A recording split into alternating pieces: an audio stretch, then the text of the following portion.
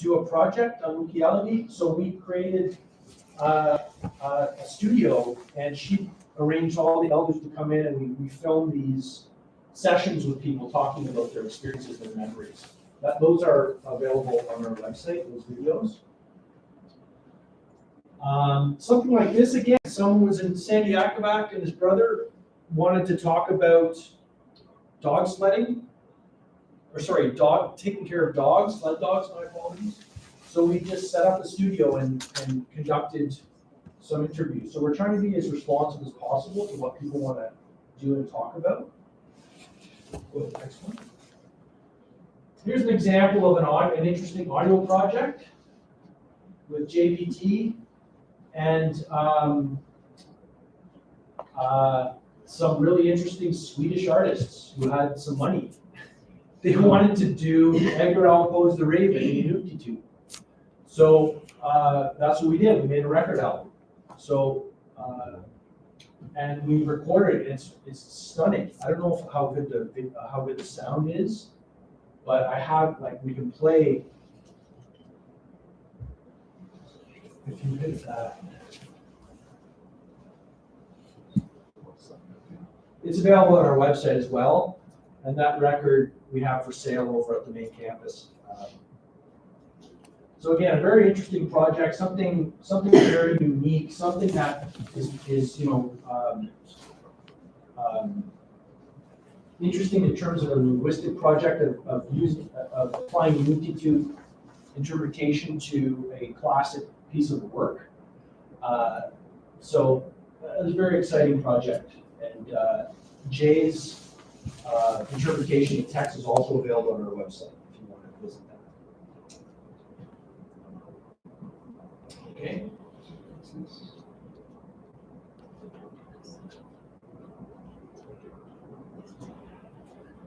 So our digital archiving, our archiving program, as I said, it's really grown. It started really with finding the original recordings for our older NAC books that were all done with the Language and Culture program, where they brought elders in and students learned interviewing skills. That was all recorded, but no one had the original tapes, so I started searching for those tapes and found them and digitized those, and then realized we should just start looking for more and more things. So that's what we've been doing. So I kind of scour the globe looking for things. And just when I think we found everything, something more interesting pops up. I was in Nuke. Louise and I were in Nuke a few years ago, and met with counterparts, and this gentleman said, you need to find these recordings from Chesterfield Inlet in 1947. They might be in Washington, D.C., so I just started searching, went down to Washington, and eventually found these recordings of Cuban Sarak in Maryland. So just endeavors like that, trying to find really rare recordings. I try to find, especially audio, YouTube audio, just for the opportunities for future research and language work that offers. So that's something I really focus on finding. So things like, which I'll talk in a second, Coleman recordings from 1903, Christopher Layden, guys who came through the 1920s with latch cylinder recordings. I try to get my hands on that so we have access to it. Other sources are families, like people who are going through their father or mother's materials after they pass away, and they find, someone's dad who worked on the CD Howe, or you name it, worked for the RCMP. They have things in their basements, and they're looking for places to put these. So when they're offered, we accept them. And those are often very interesting because you won't find those in archives. They're family collections that we end up getting. I was, even at the college, someone was about to throw some bags of things out, and they were to call me before they throw stuff out. And I just digitized all this stuff and found these rare RCMP recordings from 1947 of death notices in South Africa. Like, who knew? Like, these things are everywhere. So the idea is to capture that and keep it safe and for present and future research and resource development and use. Former people who lived in Nunavut in the Eastern Arctic for years who now have moved, they want to send their photos, their memories back. So we'll accept those as well. Retiring researchers, same thing. Like a widow sent me, her husband did research here in the 60s. She sent me these banker's boxes of photos, field notes, genealogy records. Get a lot of genealogical records. And then we partner with Southern institutions as much as we can, whether that's in Europe, United States, Canada. And we will, if things aren't digitized, we will invest money to digitize them and keep copies at the college. And most importantly, this is my former colleague, or current colleague too, but Axe is not with us anymore. We would go to communities, like a lot of our, we can go to the next, a lot of our materials are from the Iqaluit, I find. A lot from Fullerton. I put these up. These are from Fullerton. Here, these recordings here were coma recordings from Fullerton, 1903 to 1908. Those were on cylinders, wax cylinders. So all of a sudden you can start doing some pretty neat stuff where you could put these people and recordings together that were in that same place and same time. That's Titiraqtat and his wife Iqaluit, I believe. They're also in these 1942 recordings that I found in Indiana. Beautiful, beautiful music recordings, song recordings from Chesterfield Inlet, Coral Harbor, and Baker in the early fall of 1942 that were recorded on a disc, like wax lathes, from a woman named Laura Bolton, who was an American ethnomusicologist. So they've been sitting down in Indiana, so we'll get copies of that to use. And they're actually a very, very good record. So when we've been to Chesterfield a few times and to Baker Lake, and we share this with folks who can immediately kind of identify and make changes and revise the historical record to make sure it's as accurate as possible. So that's really rewarding and exciting work, and in many cases, we've shown films too where people didn't know these films existed. They're seeing their mom or their grandmother or the father, first time in decades. This research reconnection, this has been really rewarding too. Often researchers get a bad rap, and often it's deserved for getting a bad rap. But there's a lot of people doing work here for decades. Gita has done work here for many, many, many years and continues to. And so we, along with IUT, Patsy was there at the time, supporting the SIKU project, which we'll talk about in a second.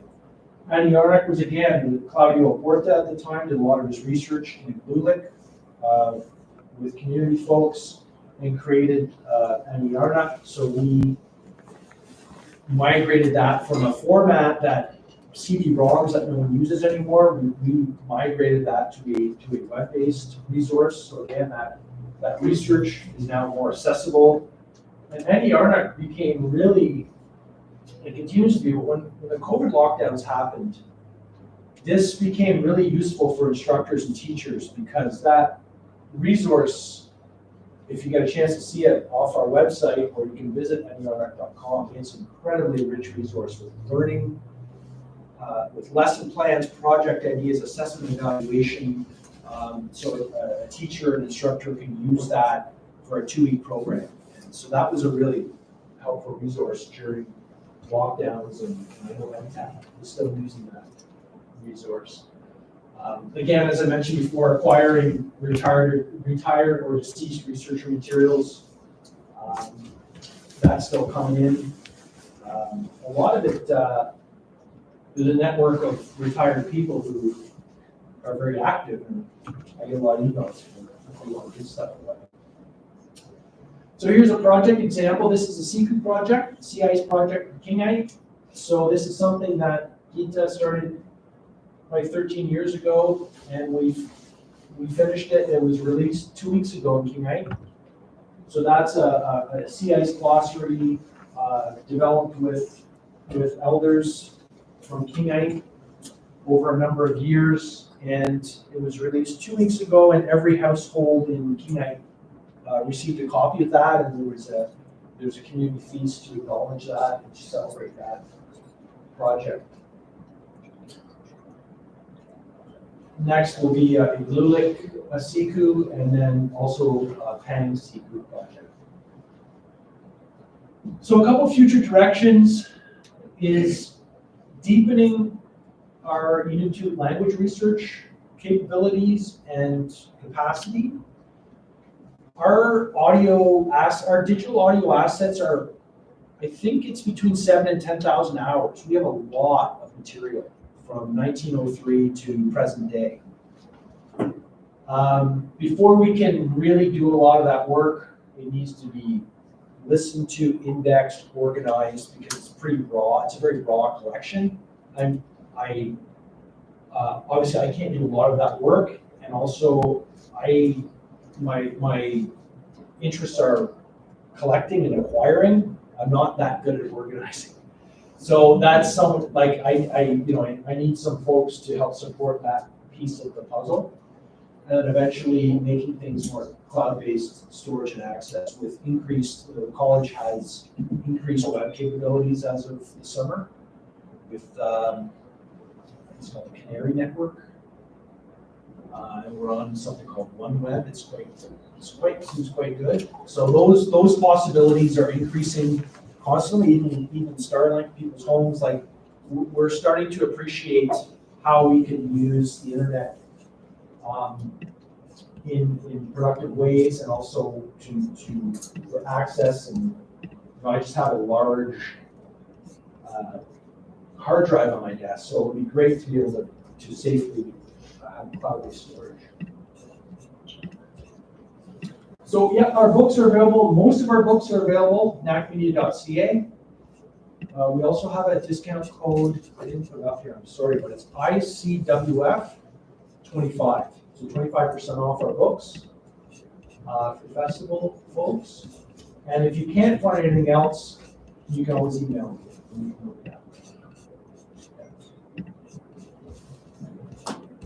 Anyone have any questions or comments? Laura Bolton came to Iqaluit in Alaska. Okay, yeah. And Columbia University found her recordings in their archives and then repatriated it back to the community. And then one of the traditional dance groups learned all the songs and then made dances when they didn't know them. So, and then I'm a rapper, so I sampled some of the recordings with the top producer. So they wanted it to be used in 2 different ways. So they did it in a really good way. The repatriation, they gave those recordings back to the community. They're beautiful recordings. Like the quality of them.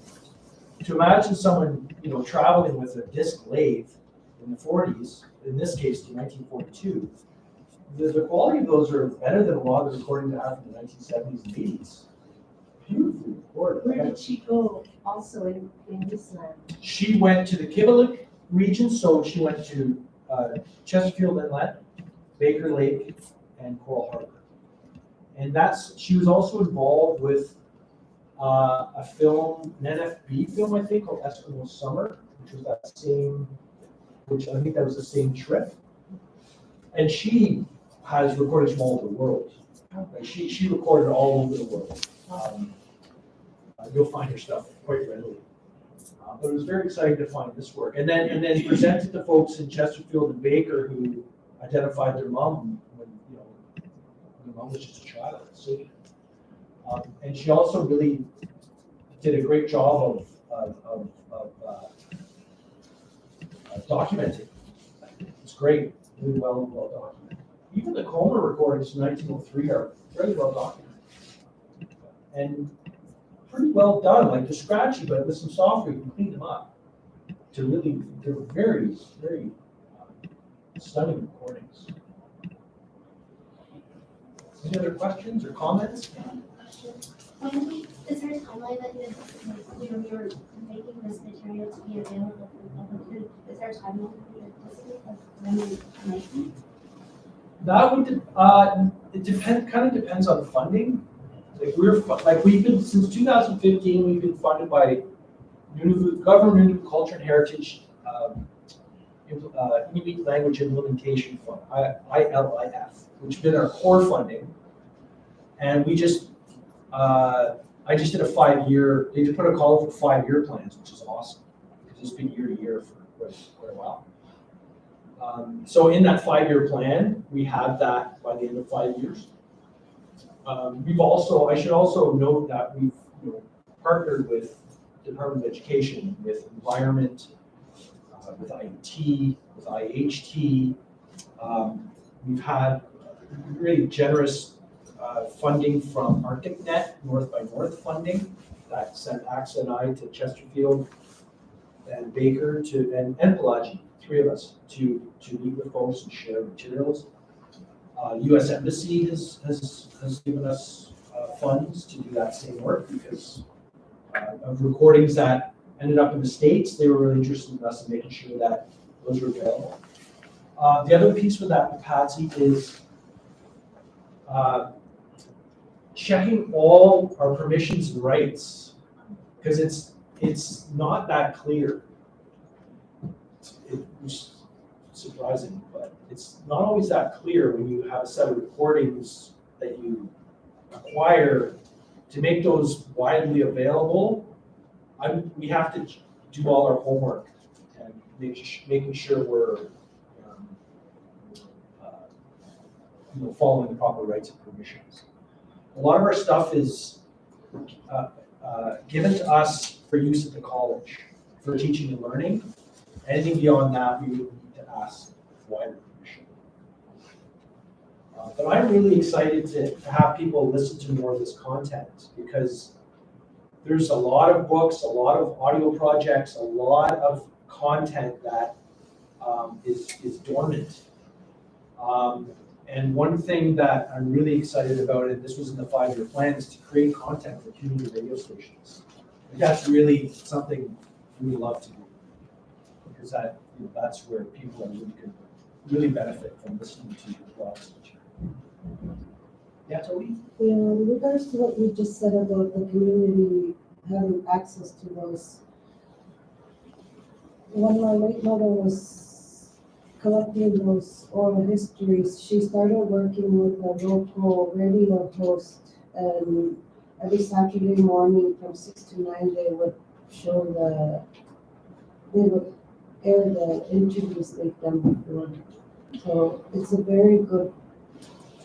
always a very good feedback in the community, and a lot of people are always excited to listen to them. Yeah, and we've been working with Amy, we're trying to work with Amy to get new recordings, and there were technical problems, but Louie and I both are, everyone wants that to happen, absolutely. I think Amy, is he still doing that program Saturday mornings? And I think he's just recycling material, but you're right, because I know, like your mom used to call people in advance of Saturday and say, your mom's going to be on the radio on Saturday, your father's going to be on the radio. So it's certainly something we want to be doing. When we were in Chesterfield Inlet a couple of years ago, we were playing these old recordings, and someone stopped AXA on the street, a young person, and said, "Are you the person on the radio playing the recordings?" And she said, "Yeah, I am." She said, "Well, I don't know if it's you or what it is, bro. The elders are nicer to us this week. So, so we're trying to, like, we also invested in, we made an investment in the Chesterfield Inlet radio station. They wanted to upgrade their system because they're such powerful mediums. So that's more and more, like, that's why I'm really interested in the audio. Just to be more people to listen to it and identify content. Any other questions or comments? Folks who. Well, thanks. Thank you, Patsy. Thanks, ITC. That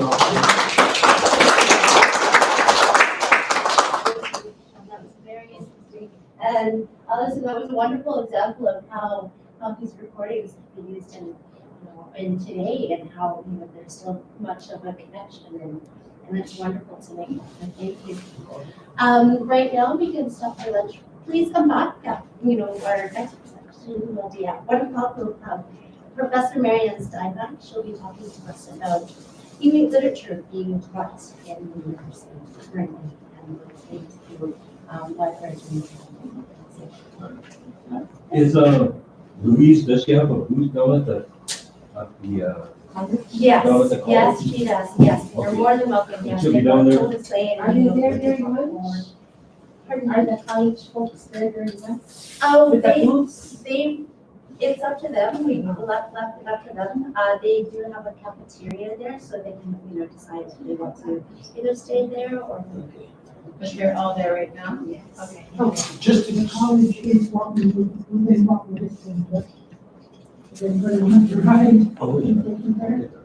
just a note on the college books, like I have college books out in the exhibit section. I'm not around this weekend. AXA is gonna be there, but we don't have a way to pay for them right now unless you buy online. If you want something, just take it and we'll figure out the rest. Okay, if there's something there you really like and you want to take it versus order it, don't feel shy about taking it, and then we'll What about ebook fix book? I'll make sure there's copies there. Okay. Yeah, I'm gonna put more copies out this Do you afternoon. have CDs or like, No, but what I'll also put out are some of our USBs of our Hunter films, Oh, our wow. Hunter education films. You're free to take those. I'll put those out. I'll put those out.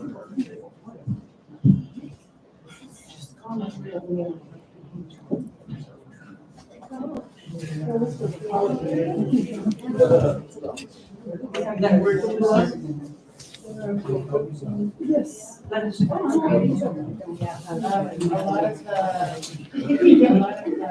lot of the organizations, I'll send you a they're at copy the of college right now. Arctic Sky. Yes. They just came in, so all. So we can go to the college right now. and see. Yeah. Here's some CC. That's what it's. I'll get a There's copy. also cafeteria. Okay, sounds good. Thank but you. there's places to eat. There's this hotel. We start here again at 1 o'clock. We have Yeah. an hour and a half. Yeah, we have a lot of. I got my phone. I'll be by the door. Yeah, I'll be by the door. Okay, I'll be ready.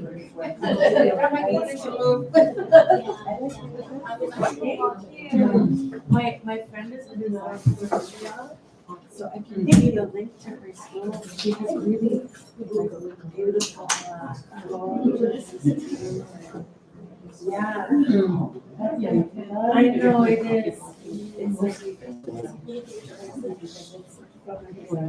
Materials are very. It's not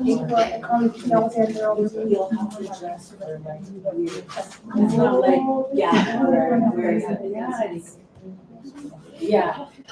So it's like special when you get dressed for them. No. She's like, I know, it looks like the scenic stuff. Yeah.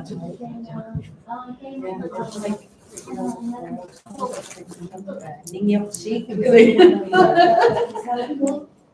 yeah, kind of, yeah, like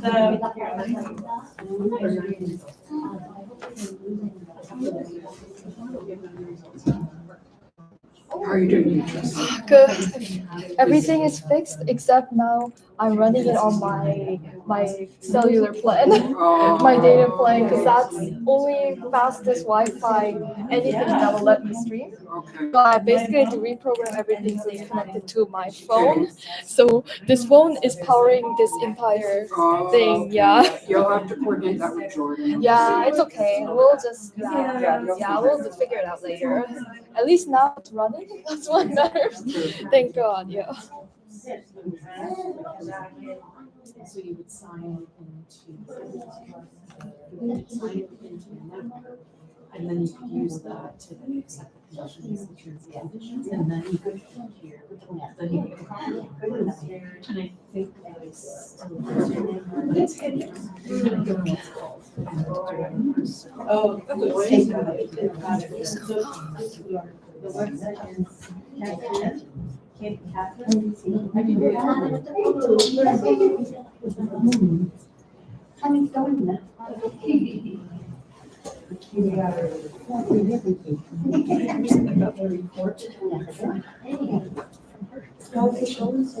And we're being asked the same. Yeah, I know Inuit. She asked me to model, like, the cup, I'm not. I was like, but she's my friend, so. I was like, yeah. And then yeah. This one and the long one, and then the other dress that's like. Copyright.